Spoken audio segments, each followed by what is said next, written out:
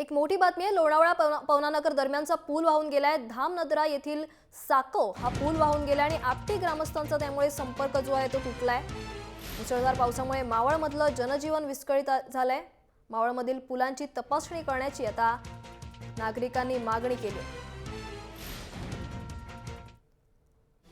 लोणावळा पवनानगर दरम्यानचा पूल वाहून गेलाय। धामनदरा इथला साकव हा पूल वाहून गेलाय, त्यामुळे इथल्या आपटी ग्रामस्थांचा संपर्क तुटलाय।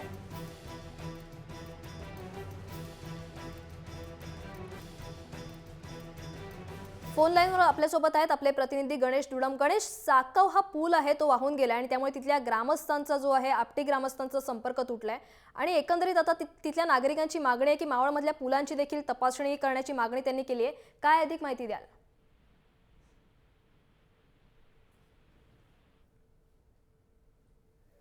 लोणावळा परिसरामध्ये मोठ्या प्रमाणात पाऊस पडत होता, त्यामुळे जो लोणावळा पवनानगर दरम्यानचा जो आपटी गावाला जो जोडणारा धामनदरा येथील जिल्हा परिषद रस्त्यावर जो साकव पूल आहे तो पाण्याच्या प्रवाहामुळे वाहून गेलेला आहे व यामुळे कमीत कमी 15 ते 20 गावाचा संपर्क तुटलेला आहे व यापूर्वी अनेक वेळा आपटी ग्रामस्थांनी मावळ तहसीलदारांकडे मागणी केली होती की या पुलाची डागडुजी करावी, तरी पण तहसीलदारांकडून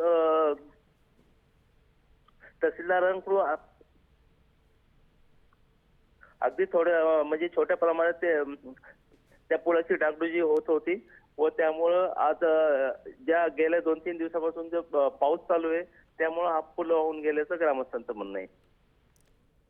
नक्कीच धन्यवाद गणेश तुम्ही दिलेल्या या माहितीबद्दल। तर लोणावळा पवनानगर दरम्यानचा पूल वाहून गेलाय। आपटी गावाला जोडणारा हा पूल होता आणि त्यामुळे आता आपटी ग्रामस्थांचा संपर्क जो आहे तो तुटलाय। धामनदरा इथला साकव हा पूल वाहून गेलाय आणि त्यामुळे गावांचा संपर्क तुटलाय। मुसळधार पावसामुळे आता इथलं जनजीवन जे आहे ते मावळमधलं विस्कळीत झालंय आणि आता पुलांची तपासणी करण्याची मागणी इथल्या नागरिकांनी केली आहे।